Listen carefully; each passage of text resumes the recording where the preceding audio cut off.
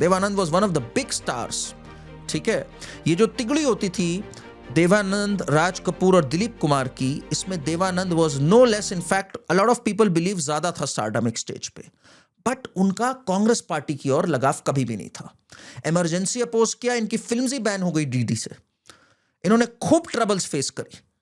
उधर दोनों जो थे वो चमचे थे गांधी परिवार के, एक थे ये नेहरूवियन सोशलिस्ट बने घूम रहे थे जो परवर्टेड राज कपूर था, ऋषि कपूर ने तो साफ कहा हम लोग तो बहुत ही तालमेल में थे गांधी परिवार के, तो अब बदले हैं।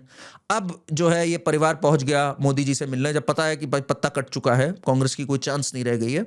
Otherwise all of them, whether it is Raj Kapoor, आप राज कपूर की तस्वीरें देख सकते हैं विद इंदिरा गांधी, हर जगह एकदम चमचा था ये राज कपूर इंदिरा गांधी का। कुछ भी सेंसर से पास करा लेता था, वल्गर से वल्गर सीन्स, ऑब्सीन से ऑब्सीन चीजें, और पूरा डी कंपनी का कब्जा चलता था बॉलीवुड पे उस टाइम पे भी। जिन जिन एक्ट्रेसेस को, मंदाकिनी वगैरह को ब्रेक मिलता था, it was all, you know how it worked. And Dev Anand out rightly said कि मैं इमरजेंसी के विरुद्ध हूं। उसने अपनी पार्टी भी उन्होंने अपनी बना ली थी एक 1977 में, you know, he founded a party to oppose Indira Gandhi. दूसरी तरफ एक दिलीप कुमार थे, दिलीप कुमार टोटल चमचे। दिलीप कुमार तो एक फर्जी नाम है, एक्चुअली तो यूसुफ थे ये, और ये जो यूसुफ थे ये तो इनके तो कहा जाता है इनको पाकिस्तान से भी बहुत बड़े अवार्ड्स मिले थे टॉप के, पाकिस्तान जाना भी रहता था इनका, और इंदिरा गांधी के साथ भी, और साथ में इमरजेंसी के दौरान he supported emergency shamelessly Dilip Kumar. और संजय गांधी की देखिए, संजय गांधी साहब से दरख्वास्त करता हूं कि वो चंद लफ्ज इस फंक्शन से पहले, इस फंक्शन के शुरू होने से पहले आपसे इरशाद फरमाएं। संजय गांधी साहब। दिस वाज जब संजय गांधी फोर्स स्टेरिलाइजेशन कर रहा था, और 77 में चुनाव में जब खड़ा हुआ, दिलीप कुमार ने जाके उसके लिए प्रचार किया। तो आप देख रहे हैं जितने सुपरस्टार्स आए आज तक के सब कांग्रेस की जेब में थे। इनफैक्ट ये पूरी फिल्म इंडस्ट्री ही जो शुरू हुई, वो स्टार्ट हुई थी, जैसे मैंने एक बार आपको एक पहले वीडियो में भी बताया था, सज्जाद जहीर जो कि कम्युनिस्ट पार्टी के अवध चैप्टर के जनरल सेक्रेटरी थे, उन्होंने स्टार्ट करी, और उसमें नेहरू के बहुत लोग जैसे ताराचंद वगैरह थे वो शामिल थे। पहले प्रोग्रेसिव राइटर्स एसोसिएशन बना, फिर इप्टा बना, जिसको टोटल नेहरू की ब्लेसिंग्स थी। इसीलिए जो पहले दिन से फिल्में आनी स्टार्ट हुई, they were totally anti Hindu, Hindu को हमेशा विलन दिखाना था उसके अंदर, और एक तरह से इस्लामो लेफ्टिस्ट क्लब बन गया जिसमें नेहरूवियन सोशलिज्म प्रमोट होने लग गया। इन सबको बाहर भेजा जाने लग गया, रशिया वगैरह, राज कपूर वगैरह को, इन सबको खूब एक्सपोजर मिला, और कहा भाई हमें सोशलिज्म और नेहरूवियन सेक्युलरिज्म दिखानी है इसके अंदर। जितनी भी फिल्में हैं, धरती के फूल, धर्मपुत्र, इन सब में दिखाना है कि हिंदू लालची होते हैं, हिंदू जो है वो हिंसा कर रहे हैं, मुस्लिम तो अच्छे ही लोग होते हैं। सलीम जावेद की कई फिल्में आई, हमेशा एक बात कहता हूँ, 24 में से 20 फिल्मों में इन्होंने दिखाया विलन, तो वो दिखाया हमेशा एक हिंदू को। मुस्लिम दिखाया भी तो भाई प्राण जैसा दिखा दिया, जिसने चेंज होकर के यारी है ईमान तेरा यार मेरी जिंदगी करके वो भी रिफॉर्म हो गया। तो एक बात पक्की हो गई कि कोई भी सुपरस्टार अगर होगा वो ऐसा होगा जो कांग्रेसी होगा और लेफ्ट को सलाम करेगा। Ranveer Singh has this unique capacity right now to break this mould, और वो एफर्ट्स कर रहा है। जरा उसके एफर्ट्स हमें समझने होंगे यहाँ पर। उसकी खुद की बीवी जो है वो उसको नहीं सपोर्ट कर रही है, उसके बारे में ना एक ट्वीट ना एक मैसेज दे रही है। वो खुद जेएनयू में जाती है, जेएनयू की बातें करती है। उसकी पत्नी खुद एक बार बोल चुकी है, और मैं वो प्ले करना चाहूंगा।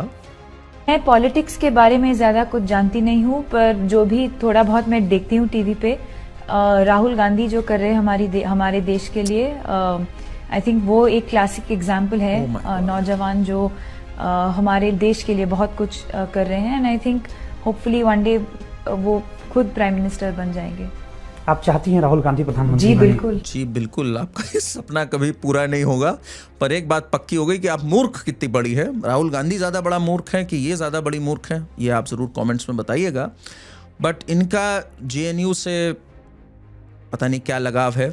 सोचिए कितना टफ होगा फॉर रणवीर।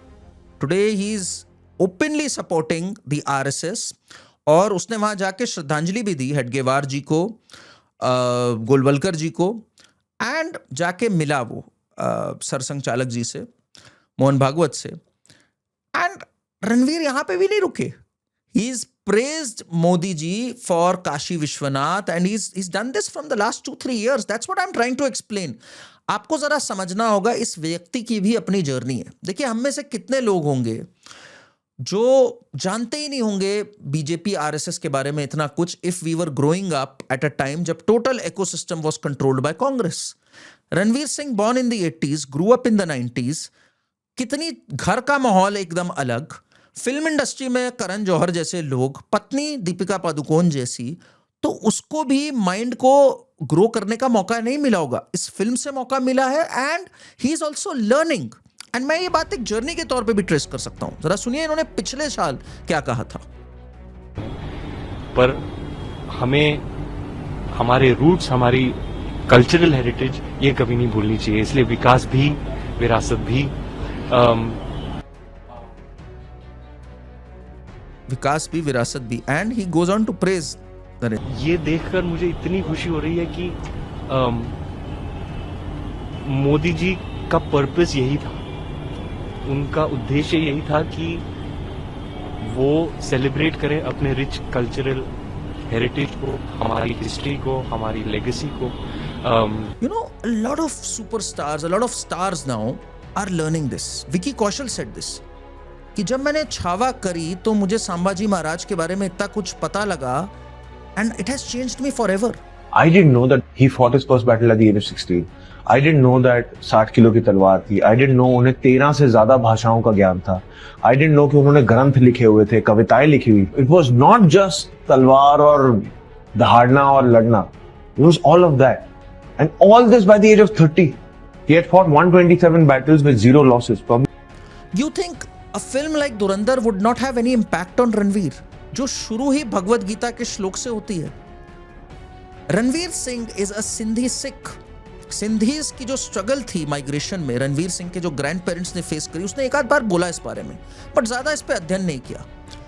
उसने ये भी बोला कि मैंने जब इस फिल्म के दौरान I learned much about it and the Sikh in me also got touched because बलिदान परमो धर्म जहां से आया, and he plays a Sikh also as Jaskirat. इन सबका बहुत इम्पैक्ट हुआ उसके. लेट्स रीड क्या बोला उनके साथ जो मानव गोविल ने काम किया. उन्होंने क्या बोला उनकी ट्रांसफॉर्मेशन के बारे में. And I am reading out what he said to the Times. I think Ranveer is currently in a very important phase of his life. He is in transition. He has become a father and face of one of the most historic films. He is already a superstar. आगे वो बोलते हैं, his media presence, his clothes, everything has changed. His demeanour has changed. He is a more structured, well tailored person. और ये बात हमें नजर भी आ रही है. अगर आप देखो तो you look at his clothes, you know, पहले Ranveer used to wear all stupid clothes. देख रहे हो आप, इस तरह के experimental clothes रहते थे, which was very stupid. You know, एक phase था वो उसका. But that has changed now. अब आप जो देखोगे उसमें काफी एक change पाओगे आप, जो रणवीर का right now चल रहा है. And you can literally see that. I mean, from holding back to being unapologetically expressive, from trying to fit in a frame to breaking the frame so completely that the industry had to redraw it around him. That loud fashions, that high energy, that intensity, it's not randomness, it's designed identity. Ranveer didn't just build a career, he engineered perception. So that has all changed now. And एक बात मैं बताऊं, इस सब की इंक्लिंग्स पहले भी थी. You know, Ranveer is the one of the biggest stars जो कभी अजमेर शरीफ नहीं गया. ये जो नाटक था ना इन सबका अजमेर शरीफ जाने का, देख रहे हो आप, सब गए हुए हैं. ये रणबीर, करीना, प्रियंका, ये तो कुछ हैं. Ranveer never went to Ajmer Sharif. Ranveer was one of the few stars, in fact probably the loudest अगर मैं कहूं, एंड मुझे बड़ी गुस्सा आती है जब मैं उसको याद करता हूं, जिसने ऑपरेशन सिंदूर के टाइम पे डंके की चोट पे बोला था. ये खान्स ने नहीं बोला था ना, बच्चन ने बोला था. बच्चन पता नहीं क्या अजीब से क्रिप्टिक पोस्ट कर रहे थे तब. क्या बोला था रणवीर ने, ये देखिए आप जरा पढ़िए इसको. राह चलते को हम छेड़ते नहीं, लेकिन अगर कोई छेड़े तो फिर हम उसे छोड़ते नहीं. And Ranveer put this post out on Operation Sindoor. He saluted the courage of our armed forces and the decisiveness of the Prime Minister Narendra Modi ji. So you know, Ranveer had started speaking. Not just that, इससे पहले भी 2019 में जब पुलवामा हुआ, Ranveer said हमें नहीं करना Pakistan artist के साथ काम जब तक को एक भी अगर हमारे यहाँ मार्टर की जो परिवारजन हो उसके अगर सेंटिमेंट्स हर्ट हो रहे हैं, सवाल ही नहीं पैदा होना चाहिए एक भी पाकिस्तान आर्टिस्ट के साथ काम करने का। सबसे पहले हमारे मार्टर के फैमिली के सेंटिमेंट्स होते हैं। ये बकवास बंद करोगे, हमें उन आर्टिस्ट के साथ काम करना। He never stood for Pakistan artist के साथ हमें काम करना है। Shahrukh Khan stood right after 26/11। Shame on Shahrukh Khan for standing कि हमें पाकिस्तान के प्लेयर्स चाहिए आईपीएल में, या सलमान खान का कहना कि हमें इनके साथ काम करना है, या करण जौहर का कहना कि मुझे काम करना है फवाद के साथ और इन सब के साथ। He made it a point मुझे नहीं करना है इन लोग के साथ काम। I am talking about 2019। Us as artists or us as sportsmen or us as spectators, we are not sacrificing the way some of our compatriots are. There are people in the forces or their near and dear ones, loved ones. What their sentiments are, how they feel about it should have the highest value and highest importance. I'm saying if there's even one mother of a soldier who believes that we should not engage, then we should respect that sentiment. And देखिए, अगर आप देखिए I'll just read that. If one soldier's mother supports, we should support too. That is on Pakistani artist ban. And there was a time when Ranveer was apolitical. और वो कहता था कि यार मुझे पता ही नहीं इस बारे में, बट इसके आसपास के लोग बड़े पॉलिटिकल थे।